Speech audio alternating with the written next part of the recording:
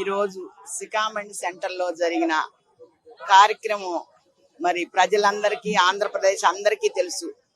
ఎన్టీఆర్ జిల్లాలో జరుగుతున్న ఈ పీపీపీ ప్రభుత్వం వల్ల ఎవరికి లాభం ఎవరికి నష్టం అన్నది ప్రజలందరూ చూస్తున్నారు.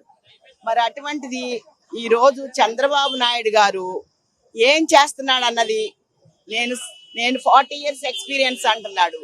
ఏం చేస్తున్నాడు ఆయన 40 years ఎక్స్పీరియన్స్? ప్రజలందరికి నోట్లో మట్టి కడుతున్నాడు తప్ప ఇంకొక మంచి పని ఏదైనా చేయట్లా. నువ్వు మెడికల్ కాలేజీలని అలాగే చేస్తున్నావు. ప్రతి ఒక్కటి జగన్మోహన్ రెడ్డి గారి మీద ల్యాండ్ పుల్లింగ్ మీద కూడా నువ్వు అలాంటి సమస్య తీసుకొచ్చావు. అది నీకు చాలా సబబు కాదు. పవన్ కళ్యాణ్ అనే వ్యక్తికి అసలు నీకు రాజకీయం అనేది వద్దు. నువ్వు అసలు సైడ్ అయిపోవటం మంచిదే. ఇవాళ ప్రతి దానికి నువ్వు ఎవరికి ఏమేం పెట్టాలనుకున్నా వాళ్ళందరికీ పెట్టేసుకొని నువ్వు ప్రజలకి అన్యాయం చేస్తున్నావు. ఆంధ్రప్రదేశ్ ని విడగొట్టి నీ ఇష్టానుసారంగా చేసి ఇవాళ జగన్మోహన్ రెడ్డి గారి గురించి నువ్వు తప్పు పట్టడానికి చూస్తున్నావు. రాజశేఖర్ రెడ్డి గారు ఏం చేశాడో నీకు తెలుసు. జగన్మోహన్ రెడ్డి గారు ఏం చేస్తున్నాడో ప్రజలకు తెలుసు.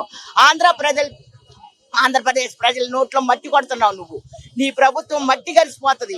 నువ్వు చేసే అన్ని మానుకుంటే నీకు రేపొద్దున భవిష్యత్తు ఉంటుంది. అలాంటిది నువ్వు ఏ ఒక్క విషయంలో కానీ, ఆరోగ్యశ్రీ విషయంలో కానీ, ఫీజు రైతుల నోట్లో కూడా అందరి ప్రతి ఒక్కరిని నువ్వు ఏమీ న్యాయం చేయకుండా నీ ఇష్టానుసారమైన ప్రభుత్వాన్ని అవలంబించాలని చూస్తున్నావు.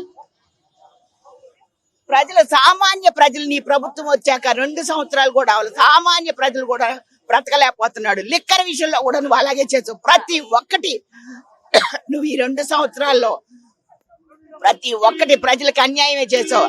ఆంధ్ర ప్రజలు నీకేంటో చూపిస్తారు, అది మాత్రం చూసి నేర్చుకో.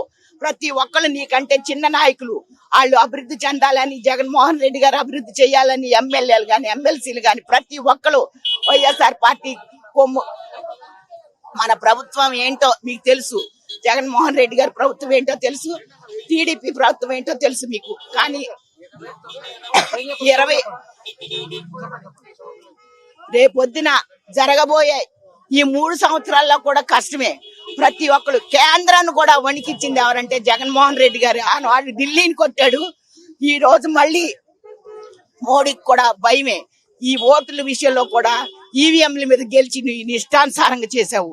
నువ్వు దొంగ ఓట్లతో గెలిచావు కాబట్టి అందరు ప్రజలు నిన్ను వ్యతిరేకిస్తున్నారు అన్నది నీకు తెలియట్లా.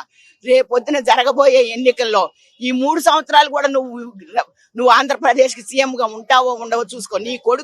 నీ కొడుకు కూడా జ్ఞానం లేనటువంటి వాడు. జ్ఞానం లేని ప్రభుత్వం. రెడ్ బుక్ అన్నాడు. ఎవరికి రెడ్ బుక్? నీ బుక్ ఎవరికి కావాలరా అని అడుగుతున్నాం మేము ఇవాళ. ఒక ఎమ్మెల్యే వచ్చి గడప గడప తిరుగుతున్నాడా? ఎవరైనా వచ్చి టీడీపీ ప్రభుత్వంలో ఎక్కడైనా సరే ఒక మహిళలకి ఇది చేసామని చెప్పండి. డోక్రా మహిళల నోట్లో మట్టి కొట్టావు. ప్రతి ఒక్కళ్ళకి నోట్లో మట్టి కొట్టావు. పిల్లలు చదువుకునే విషయంలో కూడా నువ్వు ఎంత దుర్మార్గంగా ప్రవర్తిస్తున్నావు అంటే నీకు తెలియట్లా. ఆ విషయం తెలుసుకో. ఎంతసేపు అధికార దాహంతో నువ్వు కొట్టుమిట్లాడుతున్నావు తప్ప ఆనాడు ఎన్టీ రామారావు గారి, రాజశేఖర్ రెడ్డి విషయంలో కానీ, జగన్మోహన్ రెడ్డి విషయంలో కానీ నువ్వు దేనికి ముందుకు రాలేవు. వాళ్ళని ఢీ కొట్టలేవు. నువ్వు అర్థమైందా? అది తెలుసుకోవాలి. నువ్వు తెలుసుకోకపోతే నువ్వు నాశనం అయిపోతావు. నీ కొడుకును కూడా అదే ట్రాక్ లో నడిపిస్తున్నావు. లోకేష్ అనే వ్యక్తికి అసలు తెలియదు. ఇవాళ ఆ రోజున పెరుగన్నం తిని మంగళగిరిలో వచ్చావు నువ్వు. పవన్ కళ్యాణ్ ఏం చేసావు? నువ్వు ప్రజల నోట్లో మట్టి కొట్టి వెళ్ళిపోయావు. నువ్వు ఇవాళ నీ ఇష్టానుసారంగా ఒక్కరికి న్యాయం చేసావా? ఎవరికి న్యాయం చేసావని అడుగుతున్నాను. పవన్ కళ్యాణ్ కులం కోసం పరుగులు తోలుతున్నారు తప్ప కులం కాదు ఇక్కడ కావాల్సింది. ఆంధ్రప్రదేశ్ సర్వనాశనం చేయాలనే మీరు చూస్తున్నారు తప్ప ఇంకొకటి అనేది మీరు ప్రజల్ని మెప్పు కోసం అనేది ప్రజలు మెప్పించాలని చూస్తున్నారు. ఇక మీ మోసాలు చెల్లవు. మీ మోసాలు నమ్మరు. చంద్రబాబు నాయుడు గుర్తుపెట్టుకో. మాది నందిగామ నియోజకవర్గం.